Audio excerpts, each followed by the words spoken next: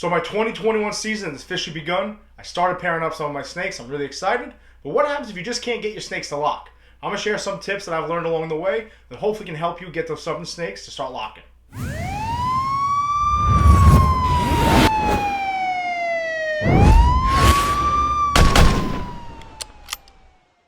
What's up, YouTube? It's Baker. Welcome back to Blue Line Morphs. If you're new to the channel, man, please subscribe, hit that notification bell, give me a thumbs up, and definitely comment down below. We're a new ball python breeding channel. We're slowly moving along. Really excited. Take everybody along the journey with me as we learn together, grow up together, and hopefully have some success together. Got an Instagram channel, blue_line_morphs, and my Facebook page, Blue Line Morphs. Definitely hit me up on there, DM me on there. It's pretty much my personal page at this point. My actual personal page has become almost obsolete. I don't think I posted in months and months and months, but that kind of is what it is. So quick update, got nothing really going on. I have been dabbling with this idea, so I'm going to run it past all you rat breeders, so definitely comment down below what you guys think I should do. So if you're following along with my African soft fur rats, you know that they've been kind of cannibalizing themselves, and it's been kind of a shit show for me. But I had that first litter that they did get relatively big. They're all sub-adult, I would call them, okay? I have like 7 of them. I've been feeding a couple of them off to the Aussie boy, trying to put weight on him for this season. But I have like 7 left, 4 are male and 3 are female. One of the males is relatively big. So I'm thinking maybe throwing him in the tub with the original colony to see if I kind of get that started again. Just because it is the offspring from them. They did get weaned off about a month ago. And the tubs have been next to each other for their entire lifespan of these rats. So if you're familiar with African soft fur rats or you're an experienced breeder, comment down below. What do you guys think? Do you think that's a good idea, or you think they're just going to rip them to shreds? I'm not going to do it for a few days. I want to get a lot of people's take on it. I don't want to kind of just sacrifice that male to the gods, if you will. Other than that, guys, that's really it. That's all I got really going on. Started pairing up, as you guys saw. I left my Coral Glow Black Pastel Trick Mojave male in with my Orange Dream Fire Girl. No locks, no nothing. At one point, their tails were next to each other, so maybe I missed a lock. Not entirely sure, but for the most part, the 2 or 3 times I checked on them over the last 3 days, the male was in the back, the female was ball wrapping. So I took him out. I'm going to give him 3 or 4 or 5 days off, maybe a week, maybe try to get a meal into him. I'm going to put him in with the older spider female that's been bred a few times, see what happens with that, try to get some sort of lock going. I did put that banana pied with that banana Enchi Pastel butter female possible fire, hopefully trying to prove out some traits in her and maybe create some nice hets along the way. Actually, I'm going to check on that real quick.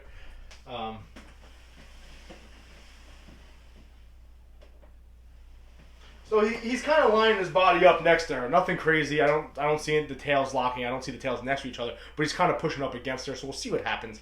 I'll check back in maybe later tonight before I go out. Or maybe not tonight when I get home, because that's just not going to be good. But maybe tomorrow. We'll see what happens. Anyway, let's get right into this video, guys.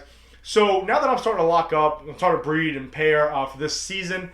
Quick update with Mike. From Redline Pythons, definitely check him out, trying to produce that male for me. We might have hit not exactly what he had wanted, not exactly what I had wanted, but still a really, really nice clown male. So stay tuned for that. So hopefully I'm grabbing that from him. We'll see what happens. But anyway, I have to raise him up, and I'll be breeding those clown girls later on. Let's get right into this video.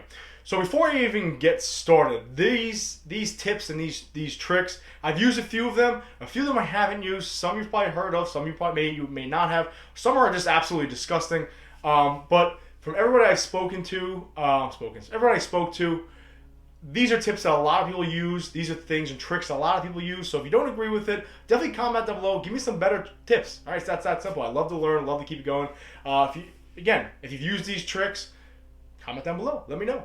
All right, let's get right into this. Got my cheat sheet because I'm trying to do this video relatively quickly. So I got to take a shower. I got to iron. I got to head out. Got to start pre-gaming. It is what it is. Let's get right into it. So number 1, and now I'm coming out of my first season, and what I used to do a lot my first season, I kind of try to coincide it with raining, right? Because the pressure of the atmosphere kind of drops down. I forget what it's called, baromatic something. I don't know. I'm not a scientist, guys. I'm sure you guys know what I'm talking about. But once it rains, so there's no real breed season. Like, people will argue there's a breed season. Some will argue there's no breed season. But more or less, the breeding season of the ball pythons to Africa kind of coincides with monsoon season. So rain kind of kickstarts them a little bit into kind of getting frisky, kind of getting in the mood. So last year, I really tried to pair up my snakes. When it rained out, I would throw my male in with one of my females. It really worked really, really well. If I knew rain was coming, I was heading to work, I put it in the morning. I almost got a lock every single time. So definitely try to coincide some of your lockings, some of your pairings with the rain. It really helped me last year. But piggybacking off of the rain aspect is misting. What I used to do is I would have like a little mist bottle, not this big spray thing I have down here. Like I use this now to mist my tanks. I definitely recommend, if you have a big collection, I definitely recommend picking up one of these. Rob left this behind, sucker. So I change the water every week, and I kind of mist them down, and I keep the humidity up in the tubs relatively nicely. But what I used to do last year when I had my sea serpent rack is I would have a little spray bottle with like lukewarm water, not warm, not hot, a little bit more than room temperature, and as I put the male in there, I would kind of spray the tank down.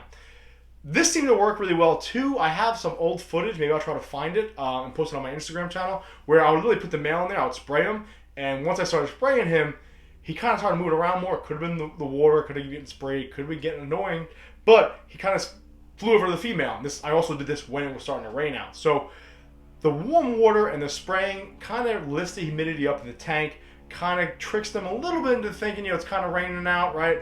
So I would give that a shot if you're having some issues. It worked for me last year. Just light, warm water, misting down a little bit, and definitely try to coincide that with some sort of storm coming in your neighborhood. So pay attention to the weather. That really worked for me. Number 2. Now this one's, I've heard this from a lot of big-time breeders, a lot of breeders. I've never actually tried this. That's not true. I have tried this. But the one male wasn't really mature enough, so it really didn't work. But you can always add another snake into the mix. So now you have to be ridiculously careful with this because you can't leave them alone, can't walk out of the room. But here's the idea behind this. So let's say you have a male and you want to breed it to 2 females. See, animals in general, they want to pass on their genes. They want to mate to carry on their genes to the next generation. That's just instinctual. That's what they want to do. So the idea of this is to create some competition. Let's say you have a male that you want to breed with. You have male 1, they want to breed with female 1 and 2. Okay, or A and B. Let's do this.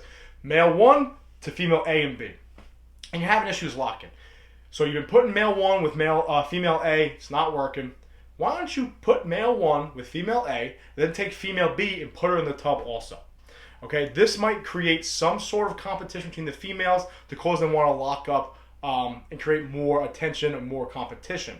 Now again, you have to monitor this. You don't want to just throw them in there and let them rock. Okay. The flip side of this, you can do it with a male. With this, you really got to watch because the males will kind of duke it out a little bit. But the idea is if you have, here's the issue with this. Let's say you have male 1 and male 2, and you want to breed male 1 with female A and not male 2. Let's say you want to put male 2 in there to create some sort of competition. What happens if male 2 locks up with her? You might be shit out of luck. But if you monitor it and you pay attention to it, and it's not a thing where you close it and let it rock and leave them alone because you can't do that. You can stress the snake out, cause some issues. This is really a controversial way of doing it. But that'll create some sort of competition. Kind of throw them in there, wait, watch, make sure the pheromones get out there, the scent gets out there, and hopefully it'll kickstart that one male you really want to breed to head over to that female. It's kind of like being in a bar and you see the chick at the bar, you're like, I really, trying to kick it to her, and you head over there and another dude comes to the bar at the same time and you're both jacking back and forth. That'll create some sort of competition. All right, that's the idea behind it at least. But you have to monitor it. You can't just throw them in there and walk away. It could create some sort of issues here. The other thing is you could add some stuff to the tubs. So one thing I've been doing is holding back some sheds. I prefer so let's backtrack. You can put sheds in there. So let's say you want this female to breed with this male and she's not locking up with them. Take another female's shed and throw it in her tub and drop the male in there. The female may smell that shed from that other female and be like, oh, no, girl, that's my man. Head over to him, okay? You can trick it that way. You can also do it the reverse way. So let's say you want a male to breed and lock with a female, save another male shed, throw that shed in with the female. When you drop that male in there, he's going to smell the other shed of the male. I'm like, I don't think so, homeboy, and be all over the female. That's the idea. Again, it's to create competition, create that sense of urgency for the snakes. Like, listen, I'm not the only guy. I'm not the only girl around this person. I want to let this rock.